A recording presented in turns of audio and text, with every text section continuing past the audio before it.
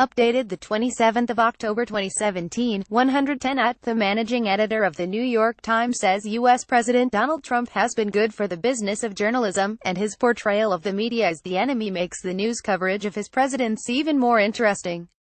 The managing editor of The New York Times says U.S. President Donald Trump has been good for the business of journalism.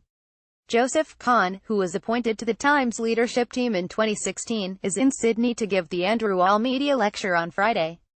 He told Lateline the demand for in-depth White House coverage had boosted global readership, but that the president also posed some challenges. The Trump presidency, how good has it been for the news business? The Trump presidency for the news business, literally the business, has been very good. For the news media industry, it's been a big challenge. But interest in the Trump presidency, enthusiasm for almost any kind of in-depth coverage of the Trump presidency has been a major tool of engagement for our readership, not just in the United States but everywhere around the world. We call it the Trump bump. It's been good for the business that we're in, which is basically a digital subscription business. He continues to pay dividends in that respect. Why he says Trump is a threat? He has managed to portray the news media as his enemy and to do his best to undercut the credibility of the product that we produce with as many of his supporters as he possibly can. We think we'll see that through, but he's a frontal challenge to us.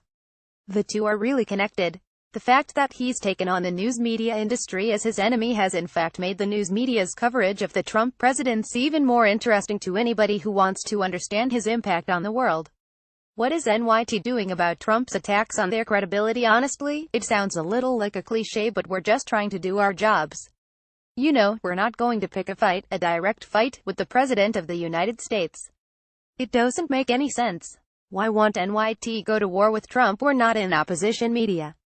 We're not a partisan media. You know, we have an opinion section of the New York Times where we have staff editorials and we have columnists and op writers who take their own positions on the President of the United States, but the newsroom at the New York Times does not. And we're trying to cover both his presidency and his impact on the country and on the world, and the reasons that a number of Americans support him very strongly as a news story. Does he really think Trump poses a threat to journalism? I don't currently think Donald Trump has done anything to fundamentally to restrain our ability to do the kinds of journalism that we want to do. I don't think that he will succeed in doing that, but I don't think it would be smart of us to be complacent about that or not to take seriously the threat that he's made. The idea of calling the mainstream media, including the New York Times, including CNN and others, enemies of the people in the United States is extremely strong language. And we haven't had a president who's done that. American institutions, the courts, the Congress have not been tested with a true battle between the President of the United States and independent media.